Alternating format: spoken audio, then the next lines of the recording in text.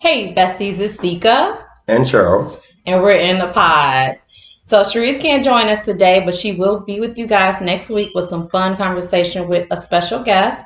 So, we're looking forward to hearing that. So, Absolutely. so today, my husband and myself will be talking about marriage, relationships, dating, because that does play into how we got married, right? So there's a few things that we'll be discussing, and we hope it's going to be a fun show for you guys, so you can kind of get the 411 on our love and our marriage and how things go down. Okay. Yeah. All right. So I want you to start, baby, by introducing yourself. Hi, my name is Charles Cook. Obviously, Sika's husband of we're going on 5 years. Yep, 5 years. Yeah. So yeah, that's I don't know how much. I can be long-winded, so We don't want to get long-winded, y'all. This show will be about 2 hours if he get long-winded. So, baby, let's take a walk down memory lane and let people know how we met and how that kind of went down. all right. So, tell them about how you was begging, but go ahead. Go ahead. Baby, I'm begging, baby. No, absolutely. Well, what happened was I have a friend who was looking out for my best interest. And he thought that I should meet this special woman. He said that I might be compatible with. And unbeknownst to me, his wife was doing the same thing on her end. It actually took about a year for it to come to fruition, for us to actually meet. But prior to that, we were out at a club one night for another buddy's birthday, and so that guy, he asked me, he said, "Hey, have you ever reached out to her?" And I was like, "You know what? I'm gonna reach out to her right now." And I sent Sika a friend request on Facebook, and man, I didn't even lift my finger off the button yet, and she was already in my DM. No, I didn't. This one a live star, you guys. Go ahead, finish up. No, so anyhow, we started messaging. Well, I started messaging her, letting her know that I heard a little bit about her, and I'd like to take her out and get a chance to get to know her better, and I think we talked for a while, and then maybe a week or two, like phone conversations, whatever, and then we actually went out. And yeah, you want me to go into the first date? Cause No. I want to touch on the Facebook thing. Okay. So, ladies, you know how guys jump in your DM and you were like, absolutely not.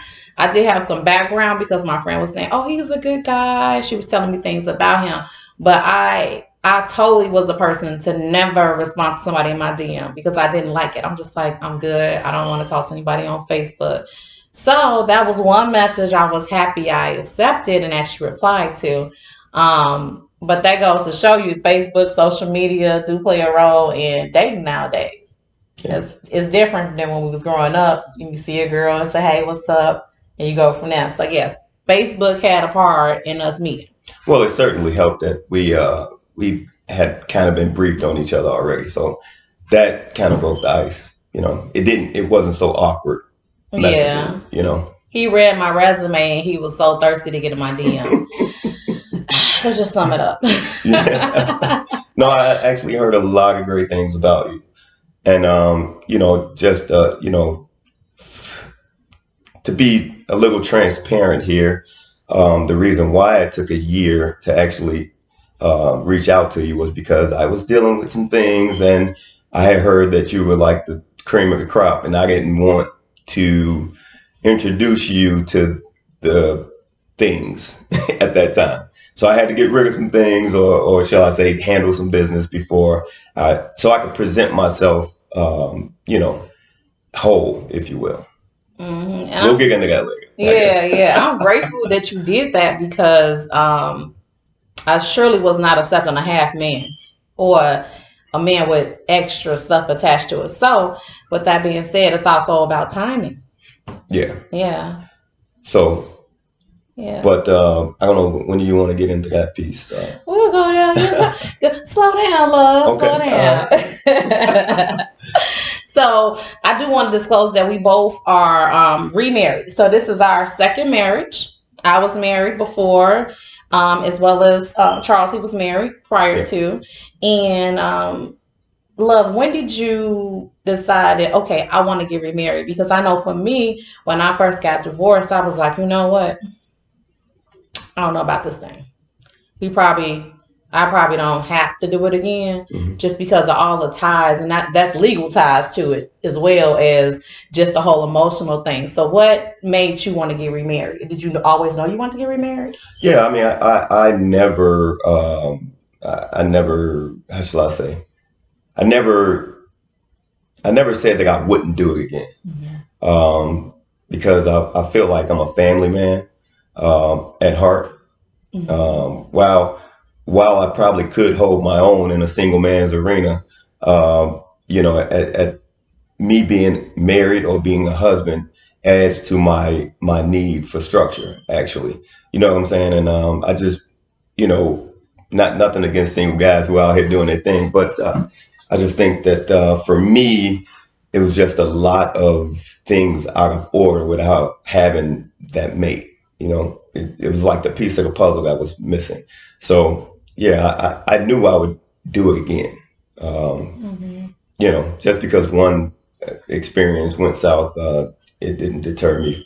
It wouldn't have deterred me from doing it again. So Yeah, and I don't know if I ever told you, because I don't think we even had this discussion that far into, but I was hearing that you were not the dating guy. Like, you did not like the dating scene when you were on it. And that's what made me kind of like, okay, he might be a good dude. I heard that. yeah, And I was like, what guy don't like dating? He don't like taking multiple women out and sowing his royal, sowing his royal oak. And my friend, which was Tiffany, my friend Tiffany, we've been friends since fourth grade. She's like, Sika, he don't even like dating different women. He want the same. He want to be able to say, "Hey, I know I'm going this place with that person," and I thought that was pretty dope because so many men out here playing want to be players, and it's almost like putting a pin on their jacket, like they yeah, collecting pins. So I thought that was pretty dope, and it's a characteristic that a lot of men seem to lack, or don't, even if they think that they wanted, they are the marrying type, hmm they still enjoy that player feel. yeah. Well, I'm just saying. As for me, it's just added to my need for structure. As you know, it's almost the same feeling of having a clean car or a clean house. It's just like an order for me, for things to be in order. And Yeah, yeah, because you kind of he got OCD, y'all. this mild case, He mild case. he called him out. Okay, I'm talking about if we driving down the street and there's a little rattle, this man will pull over, climb over seats. He's going to find it. I don't care if we running late.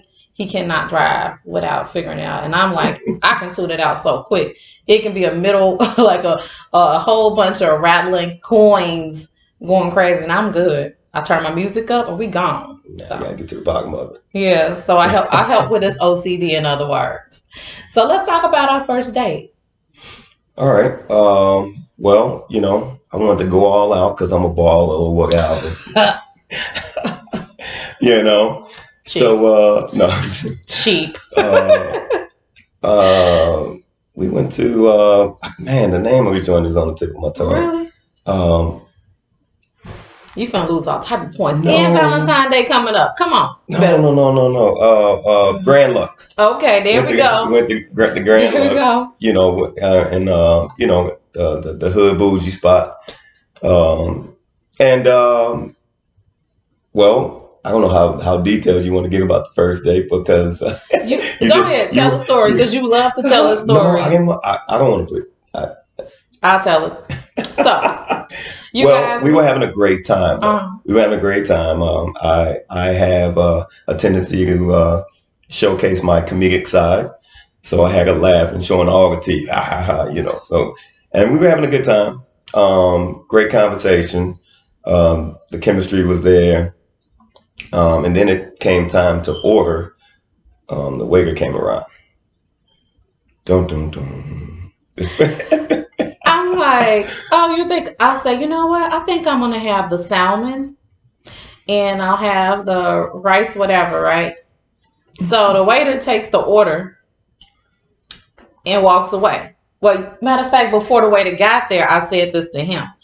And what you say, baby? Um, I told her that the L was silent in Salmon. First date. I said, I'm in grammar class. well, because hey, I felt like we were going another further already, and we may as well break the ice. But I can't have it. I can't have her talking to the waiter and asking for salmon. It's potentially a reflection of me. So, but how you tell me I was saying it wrong? um, I was trying to be polite. I remember that I was trying to be polite, and I said, I think I kind of leaned in and whispered it, kind of because I wanted to be personable. I didn't want to be a jerk. No, you told me the story about Oh, the Martin Martin. episode. The Yeah, the Martin Martin episode. episode. Right, right. Because a lot of people don't know. A lot of people still say salmon, and I just remembered about the Martin episode because um, who was that? Was that Cole saying Yeah, you were salmon? saying Whatever. But Cole saying anyhow, I knew everybody had watched Martin, and I was trying to see if but apparently she hadn't watched that episode. no, didn't watch it. Yeah, Didn't but watch it. So that's how he corrected me. He's like, in the Martin episode, he was saying salmon, but it was really salmon. So, you're not supposed to say the L, yeah. I was like, okay. So in my mind, I'm thinking, oh, last day, he all gonna correct me on salmon. 50% say salmon. But it's funny because after that, ever since then, every time I have said somebody say salmon, I'm like, oh, it's salmon. It's salmon. So now I'll do that yeah. because of you. But going further as the day progressed, I won her back, and Mhm. we ended the night on a great note. We had a great time, and yeah, Yeah. that And was the rest is history. yeah. The rest is history. The rest is history. So that's how we first met, and that was our first date or whatnot. So let's move on to marriage, right? What made you pop the question? Well, I can go into the whole story. Yeah, yeah, Well, I can make it quick. yeah. Let me make it quick. All right. So real quick, um, we lived together for a bit. We had a deal. We had a deal that we weren't going to live together unless we were married. Mm-hmm. Well, due to some unforeseen circumstances, she was going to move somewhere else. And I said, well, won't you stay with me for a while, until you graduate and then you can find your place. And, but you can stay here, And what happened was, so she graduated, she finished grad school. And so she was starting to look for her place, but I had gotten used to her living there. I had gotten used to her presence. And so it was kind of an unconventional proposal, but she was on the computer setting up her ComEd, her lights and her utilities at the place. And she was like, all right, well, I'm going to go work out. And I was like, I don't want you to go. And he was like, I'll be right back. I'm just going to go work out. And I'm like, Dang, he no. being real clingy right now. I just want to go get my workout on. And so I was like, no, I don't want you to move out. And so, based on the agreement that we had that we weren't going to live together unless we were married, she knew where I was going with it. And she was like, oh, what, and she was like, I was like, we got to go get you a ring right now. And so, it was a very unconventional way of doing it, but I didn't want to feel like we were regressing in our relationship. And so I felt like I needed to act now. So, Back now. yeah. And so, and I think we went that day looking for rings. Did we go that day? Um, we might have went that day or the next day because I Yeah. think we might have went the next day. But it was another thing that you would say, like you didn't want to call me. You Oh didn't yeah, feel yeah, right yeah, oh, yeah, calling yeah, me. yeah. Yeah. Like yeah, so, that was the thing. When we would go out places, we had such a chemistry, and people. I think people started to see us as one. Because they Sika and Charles and Sika, and you know, I got tired of calling you my girlfriend. Hmm. It didn't feel befitting. It felt like you deserved more than girlfriend. Um, and it felt weird. And that's pretty much how I knew I felt that you know we needed to take it to the next level. And then so I was always thinking that prior to you were setting up your utilities on the computer, and I'm Mhm. like, I can't. I gotta make a move. So Mhm. yeah, it wasn't the whole planned out, thing, but I felt like I was in a state of emergency, if you will, because he was leaving. And it was still on good terms. He just didn't want me to go far. Like I was actually gonna be like 5 minutes away. Yeah. 5 minutes away. It was too far, ladies. So, but I feel like had we not, or had I not kept that promise to myself and to each other, that we wouldn't live together before marriage. Um, if I would have said, okay, well, I'm already here. Let me give y'all some backstory. So I was in anesthesia school. I was an ICU nurse for 7 years, and I went to anesthesia school. And then during that time period, you can't really work as much. So being accustomed to having a full time salary and taking care of business to not working at all and having my boyfriend at the time, he was really like holding me down for real. And I was also a woman that's always been independent. So it was uncomfortable. I was very uncomfortable with him helping me out, making sure I was good. If it was financial, whatever it is, I just didn't want to be that woman that needed somebody. So fast forward to when it was time for me to move out, it was like, okay, I'm going. And if he want to be with me, we'll still be together and he can propose to me. And I always thought to myself, like, he is my husband. I actually wanted to break up with him a couple times. I called Tiffany one day after we had went out, and it was like 6 months into our relationship, I think it was. We had went out and we had a good time, and then I got so scared because I realized how much I loved him. It was just way too much. And coming from a past relationship where I had been hurt for being open, I was like, no, I'm good. I just want to break up with him. I don't even want to chance it. So Tiffany, I call her and I'm like, Tiffany, I'm about to break up. We call him Cook. So he's Charles, but his last name is Cook. Our last name is Cook. But everyone at work calls him Cook. So now everyone calls him Cook. So anyway, I'm like, Tiffany, I'm going to break up with Cook. I can't do it. She like, what's wrong? What did he do?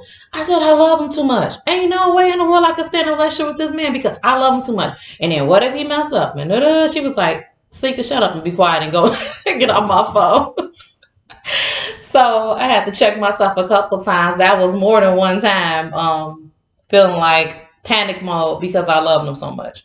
So then, go ahead. Well, I wanted to just back up a little bit when you were talking about how I was helping you out.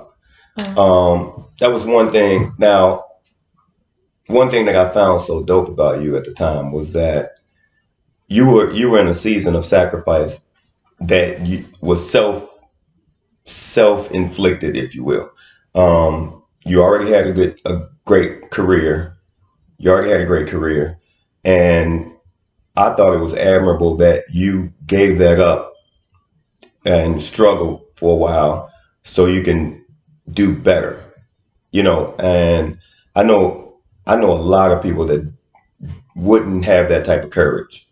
It takes courage to just walk away from your comfort zone, jump out of your comfort zone, and just try something else.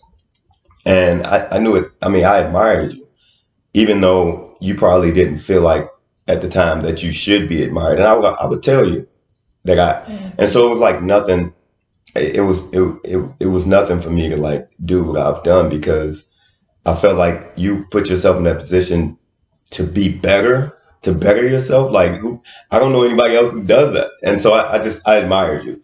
And so if I had the means to help you out, I felt like I would be less than a man if I didn't, you know. And so yeah, I just wanted to show you how much I admired you instead of just talking about it. Put action Mm-hmm. behind those words. That's Yep. all. Yep. Yeah. Oh, been making me blush. So from that, we already had children.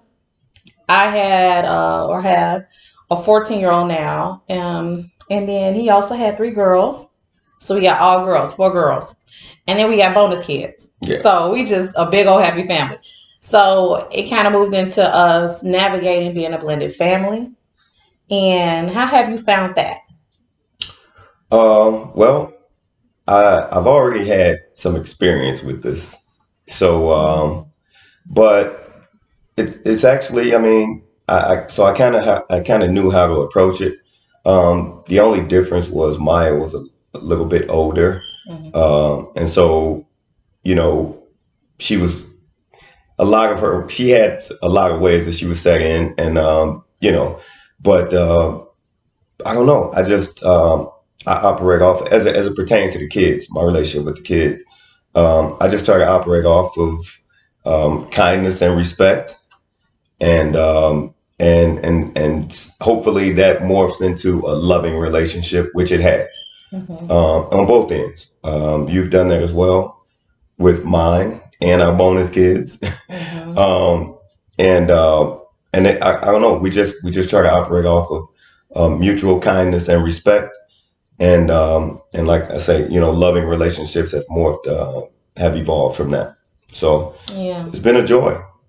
Yeah, it's been a joy. But then we've also had situations where we had to be creative as a blended family because you have to always keep in your mind that it is not a perfect or ideal situation for the kids because I feel as though the kids themselves they're trying to figure it out. They're like, okay, well here's this new person and just being able to show them love and hoping that they're able to receive it because they don't have walls built up was also something that we were able to kind of overcome, I believe. And even with Maya is she was my only child, so she's spoiled, and she would be like into her own thing, and then I was the soft mommy, which I'm kind of soft and hard at the same time, I think. But he is more of the authoritarian type, like, hey, they gotta have tough skin, stop babying, that kind of person. So even with his girls, I have to sprinkle my little south side on because daddy is so hard sometimes. So we were able to work through that too and make it work, but we able to like balance each other. Yeah. And, Yeah. and to piggyback off of that, we've actually had conversations because many times we expect everyone to operate how we operate, and and so we had to have conversations. I remember distinctly saying to you one time that I'm not a mother. I don't know how to be a mother. I'll never be a mother. And we've talked about the balance that I believe that our Creator has created with the family unit, having a mother and a father. You know, and when both parents pour into the children's lives, they have that balance. They have that soft side. They have that toughness, and it, I just think it creates a. I'm of the belief that I don't try to raise good kids. I try to raise strong adults Mhm. from the time they're born. I mean, you have to focus on the fact that they're going to be grown one day, and so I like to focus on what kind of adult I want them to be and what kind of relationship I want us to have in their adulthood. So yeah. Yeah, and I think our kids really benefit from that because when it was just me and Maya, for example, I would be like, "Oh, she can't take too many letdowns." And he'd be like, "No, she needs to be able to experience those things because it's gonna make her a tougher person." And I can say now, I'm like, wow, she bounced right off of that. That bounced right off, it bounced right Mhm. off of her, I should say. That rolled right off her, off her back. And so it, like you said, it's balance, Yeah, it's synergy. Yeah. yeah, because they need that. I mean, I think if we both were soft, that would mess our kids up. If Hmm. we both were tough, that would mess our kids. You know what I'm saying? So we offer that balance to them, Yeah. and that's not to say that either one of us is all of one thing or another as well. You know what I'm saying? Like you're not all soft. In fact, No, not at I'm not all. gonna tell you. But But I think knowing that we both loving people, that kind of helps with the when we're communicating with the kids, mhm, no matter what I say or what you say, we know that it comes from a place of love, and so do the kids. Because exactly. I've noticed some people get into that realm of, well, he said this to my kid or she said this to my kid. Mhm. If you're a blended family and you're parenting together, you have to know that that person has, as long as you know that they love your child and it's coming from a place of love, it's like you have to be able to give that, open that door, because that child is not all yours. You know, Yeah. when I can't get Maya, you go get her. When Mia, before Mia was driving, I'd be at choir with her and things like that. So it's not selective parenting, and I think that's a huge part of our marriage and our blended family, is that you don't have that selective parenting where, you know what, well, you just go ahead and talk to your kid and I'm Mhm. gonna talk to mine. Now this is one unit. Yeah. Teamwork. Teamwork. Yep. So let's talk about how we kind of went into building together. How we start off when one thing, wait, like you'll have an idea, Mhm. and then I'll be like, okay, let's run with it. And then the same thing for me. Well, you know, I think we're both pretty goal oriented. Mhm. Um, Now, I was prior to meeting you, like I was mainly the only one that I could depend on, basically to kind of keep things going or whatever. You came around and you offered help, unlike I've seen, and or shall I say, you've exceeded my expectations. And it allowed me to step out of my comfort zone as well, because I was like, for example, I was thinking about entrepreneurship. I entertained the idea. I just wouldn't take the leap because it was too risky. Um, and so you allowed me to take those risks and said, baby, I got your back. And it wasn't just talk. You put time, energy, and resources behind it, and you've proven that. And so, that being said, I think with the support that we offer each other, we give each other that strength of saying, "Hey, man, I'm going to try it," and we chase goals, and sometimes we fail, Come on now. but as long as we learned lessons from them, it's not a true failure. And we know that we have each other's back. I don't know how specific you want to get, but But yeah, no. we uh we we we've proven to each other basically. And so with these entrepreneurial goals that we've chased, um, some have been successful. Others have not, but and we've reached some lows, some highs, Exactly. and we're still together. Riding this roller Yeah. coaster. Um, So yeah, I want to, I want to add to that, mhm. how you make me feel like I have a cape on my back, because I feel like I could be a superwoman, but he really my soft cushion if I fall kind of thing.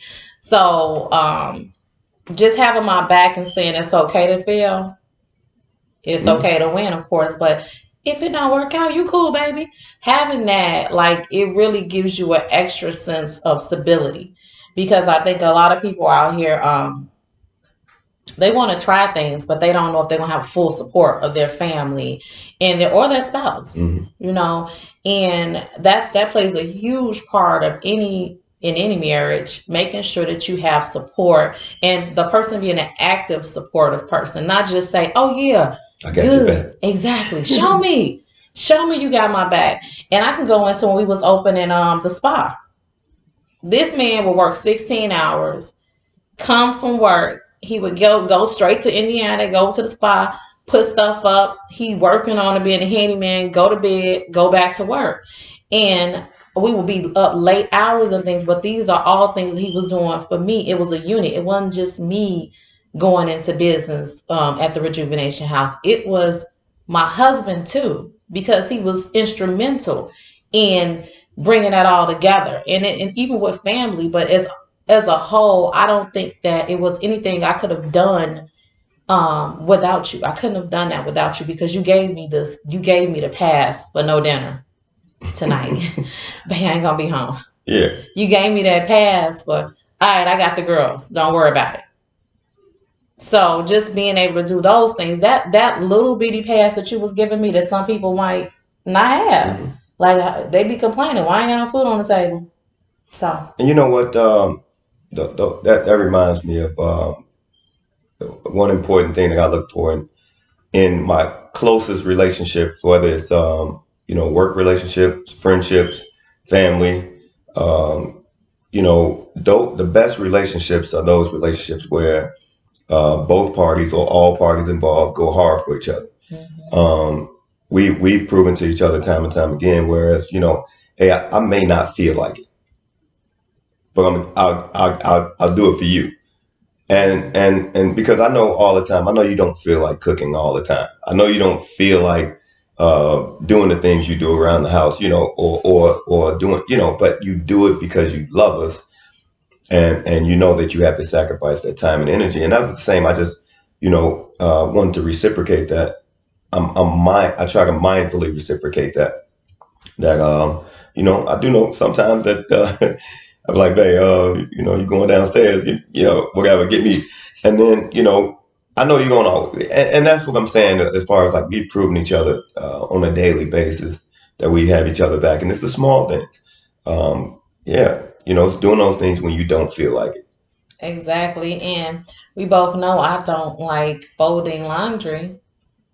I mean, I'll be downstairs cooking dinner, and I'm like, come down and eat, And then I go upstairs, and he'll put the food. The kids and him put the food in the refrigerator, like in the pack, in the little glad lock things, in the containers.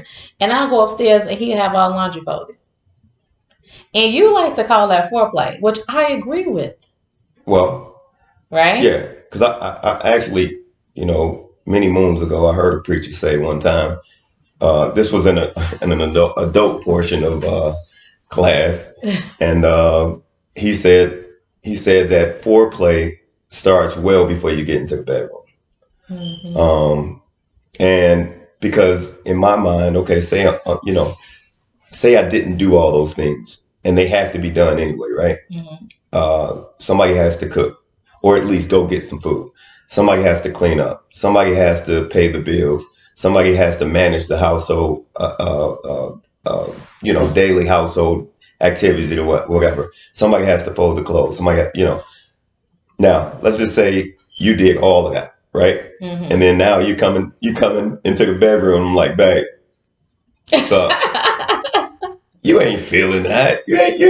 It's like, hey, bro, hey, I just A, I just B, C. I just did, and now you asking what? Why you been chilling here watching TV? Come I on mean, now. so now we try to make a conscious effort for each other. Like all the time while you're cooking, because she's the best cook. I could do a little something, but she can cook. Anytime my mother asking you for recipes, you can cook. But anyhow, I don't always feel like it, but I know she don't feel like cooking. But while she's cooking, I'm cleaning up, I'm putting stuff away so that we can all sit down and eat together. And then by the time we're done eating, there ain't much to do. Boom, put everything up. It's almost like we're moving together. Nobody's hmm really sitting down while the other one is up working. hmm So yeah, that way when it is time to babe, what's up? I'm not looking like Aunt Viv when she went to that dance class and passed out on the floor. I'm like, okay, because Yeah. I'm appreciative of the fact that you have my back, and that I'm not exhausted. If I'm exhausted, that means you're exhausted, because we both been working. Hmm.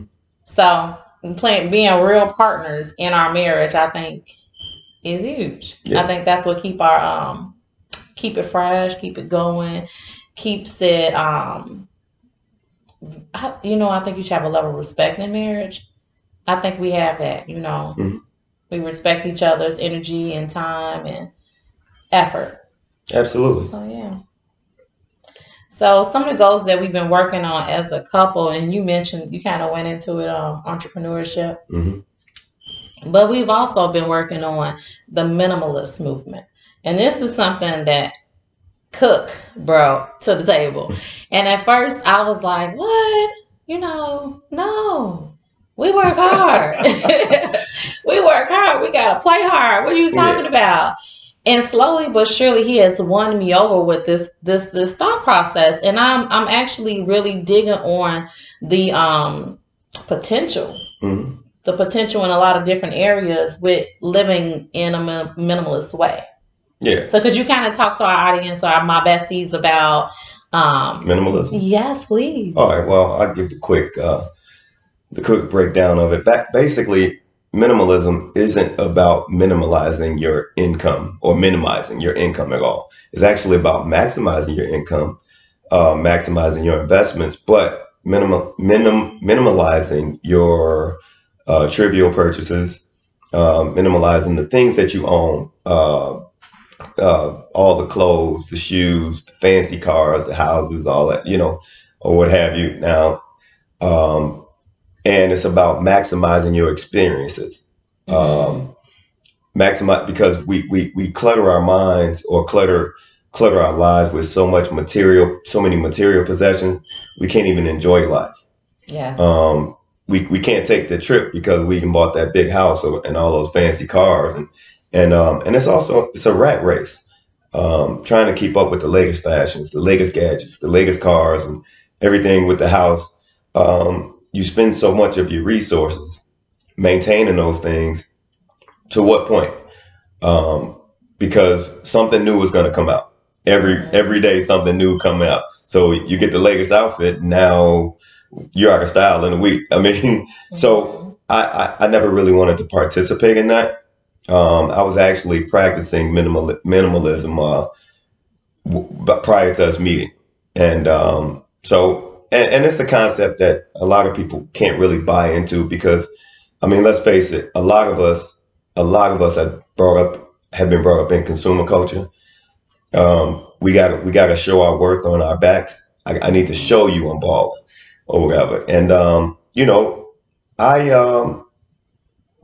know a lot of guys I grew up with that they want to show you that I'm not that little dirty boy from Beacon Hill no more. You know what I'm saying? And I need to show you, but I never bought into that. But anyhow, so after Sika worked hard to get to where she. I mean, I witnessed her studying day in and day out, and when I tried to introduce this concept after she started securing that bigger bag, um, she was like, "What, man? Hey, I'm trying to enjoy myself, whatever."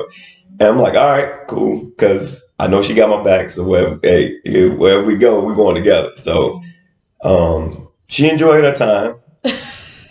And then she got to see what I was talking about because you get the Benz and now you need the latest Benz because that Benz, it's just and so I'm like, yo, we could have been spending this money in Hawaii or Tahiti or wherever, and so that's basically the breakdown. It's about minimizing the trivial purchases, minimizing your what you call it, the um, stuff, minimizing your stuff. So basically, even like your mind, when your mind is decluttered, you can think better. You can process things better because you don't have all that clutter in your mind. So it's the same thing. It's about lightening your load. Mm-hmm. And I know people will have been looking at us because we slowly been making, and I won't even say slowly. We have been aggressively minimalizing so many things in our lives, and we see the bright side of it. And other people are like, "What's going on? Are you in foreclosure? Are y'all bankrupt?" Yeah, And yeah, I'm like, no, because I was even going as far as when he started talking about it. We was watching the tiny house, yeah. and oh girl, your girl was looking forward to a tiny house. I thought I was, so we started looking at them. But just the whole concept, it became so inviting. So Hmm. I thought it was nice to share that. How there's different ways to live, Yeah, and you got to learn from your mate. because I surely wasn't on that. I think when we met, you had a how old was your truck? I had a 2008 Ford Expedition. It was paid for 6 years ago. Probably, I Hmm. think it was paid for 6 years before we met. Or whatever. It had been paid off for a while. Okay. It had about 270,000 miles on it. It had It was, it yeah. had what they say you had your car had. It had alopecia. Oh, the the eczema. the eczema. Yeah, yeah. One of my guys said I was leaving paint chips in his driveway. But Oh.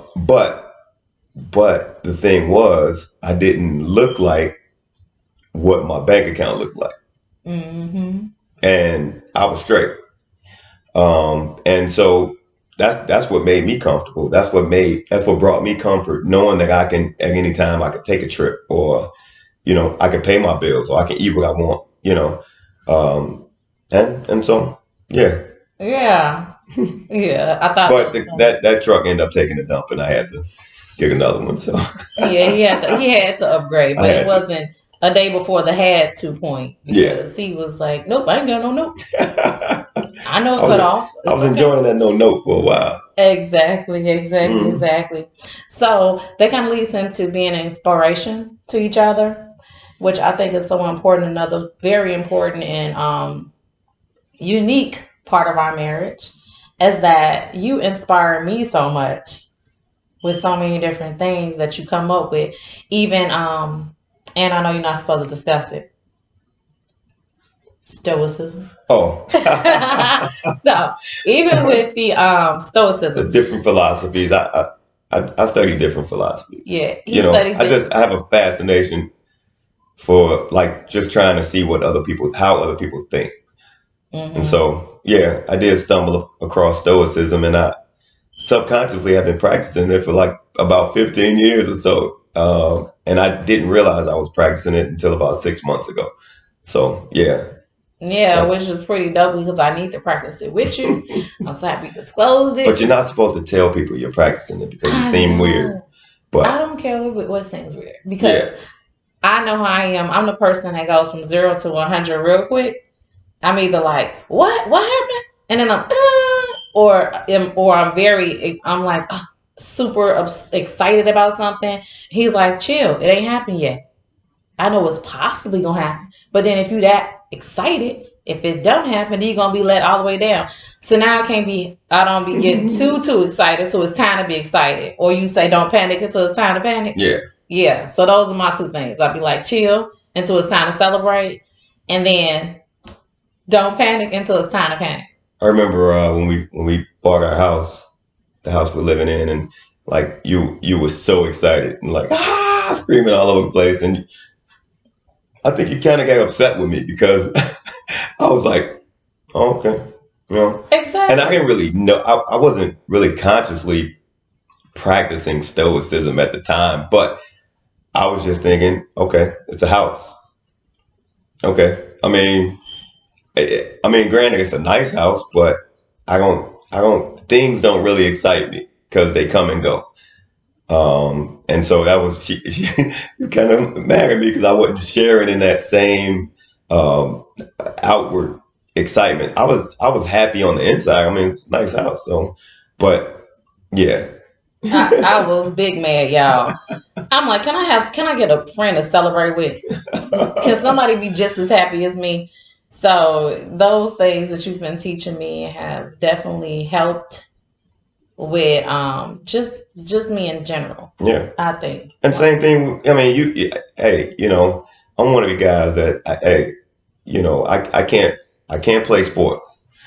All right, I'm not an athletic guy. I'm not even into sports, but I am competitive when it comes to work, and and she tries to outwork me, because and I'm competitive too. and I can't go sometimes, man. So like she's up doing stuff, and I'm be tired, and hey, all right, I'm up too. What? And so you're my inspiration in that. Like, you keep it moving. You're a mover. You're a shaker. You make things happen, and I still look up to you in that regard. Yeah. You inspire me to keep it moving, even when I'm tired.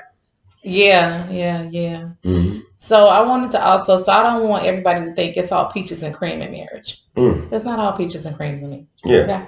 So let's talk about some things that we had to learn how to keep our marriage on the up and up using different techniques because we're two different individuals and sometimes he will work my nerves and I'm sure I will work his. Mm. And so what are some things that you think help us keep our joy? Well, for one, we I think we try to communicate well. We fail sometimes. Hmm. Um, we just had an argument. This was it last night? Yeah, Okay. last night. It was a misunderstanding. And but you know what? At the end of the day, I know that. Well, okay, so just like whenever you're trying to learn anything, you can go on YouTube, you can read books, you can find out how to do things. Hmm. And so, like, I'm big with communication, and so I've learned some things along the way about communicating. And so, one thing I don't want to do, I don't want to, I don't want to win over my wife because if I win, then you lose, and Hmm. who did I really win if you lost? I mean, so that's one thing that I try to be mindful of is that I'm not trying to get one over on you and get a W. I need us both to win. It's kind of so I read the book The Art of War, and it talks about in one of those steps before you actually go to war, you come up with ways that we both can win. Um, because it doesn't obviously, like I said earlier, it doesn't do anyone good. It doesn't do either party good if one person walks away as a loser. So we try to keep those lines of communication open that aren't in those times that aren't really hurtful. We try not to be hurtful. Like we've lately we know how to tell each other calmly, I feel attacked. Yeah. And that's real. Uh-huh. And we try not to discount each other's feelings. Even like with the very lukewarm debate we had the other night. um, I told her, you have a right to feel how you feel. I also have a right to feel how I feel. Neither Hmm. one of us is wrong. We have to be mindful of that. It's just that we can't expect each other to see things from the other's perspective all the time. That would indicate that we're both the same person, and that's just not the case. So we try to mindfully communicate and try not to attack each other. I'm not saying we're successful 100% of the time, Hmm. but we do once we think about it. If we did go there, then we both apologize. Neither one of us is too arrogant to apologize, which I think is important in relationships. Um, I know some people have a hard time saying I'm sorry, um, and that's just not the case because at the end of the day, that shows that your ego is more important than getting it right. And I never want my ego to get in the way of us getting it right. I don't have to be right all the time. I have no problem. I'm manly. I would dare to say that I have an A-type personality and I'm an alpha male. But I'm kind of like the lion that you see on the Nature Channel, where hey, he play with his kids, play with his loved ones, roll over, but let something pop up. You know, Hmm. I know how to spring into action. It's not a problem. But that being said, I don't have to be hard with my wife. I don't have to be tough with you. You're not a guy on the street. Hmm. And so I can soften up. I can soften up to you. And I also know that even in those moments where I do soften up, I know you won't take advantage of me being soft with you. And vice versa. I think you understand that, in those moments of vulnerability, you know that I won't take advantage of you. So you can be vulnerable. You can be open and tell me exactly how you feel, and I won't exploit it. Exactly. I think I'll be joking a lot saying, I'm a delicate flower, but I never feel like you feel like, oh, I'm gonna pluck all those. Yeah, I mean, but yeah, you are though. No doubt that you're a very tough woman. But I like the fact that you're gonna have to be tough with me 100%. Well, you don't have to be tough with me at all. You can be vulnerable with me, and knowing that I'll still, even in those moments of vulnerability, well, you may even be mad at me. You know that I won't take advantage of you. Mm-mm, not at all.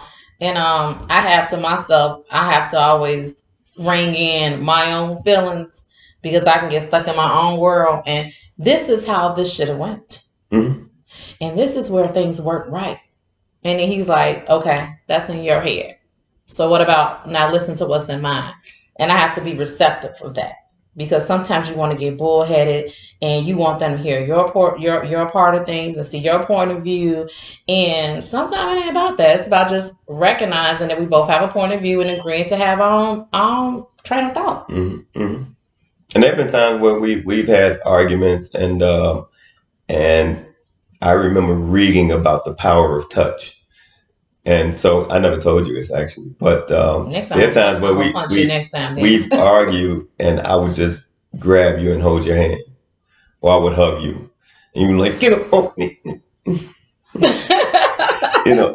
And that the touch, human touch, is very powerful. And so you'd be surprised how it was how a physical touch can extinguish that fire that has blazed up, with an argument. Yeah, and I can recall us having an argument and we ended it with, you ain't going nowhere. And we both smiled Yeah, and it was over. right. Yeah, And so because we don't, neither one of us have arrogant spirits. mm-mm. Um, so like I say, you have to push your ego to the side when you want to get it right. Yeah. Well, I thank you so much for coming on tonight and us That's it. discussing. I thought You want to talk about I something had else? another 3 days of talk. Oh, No, really? Oh, really? As we sip on our coffee. yeah. But No, thank it's been you fun. again. I'd like to come back and do it again. Definitely. Yeah. Definitely. We want to have more shows with talking about relationships, just in general. Maybe we can have like a whole like couples come on Okay. and talk about That just would be dope. yeah. So thank you, besties, for listening tonight. We totally, totally, totally hope you guys enjoyed it. We enjoyed talking together and hopefully sharing our wisdom and what we've learned so far in marriage. As this being our second one, Hmm. I think we're trying to make sure we get it right. Trying to get it right. All right, besties. Have a good evening. Good Bye. night.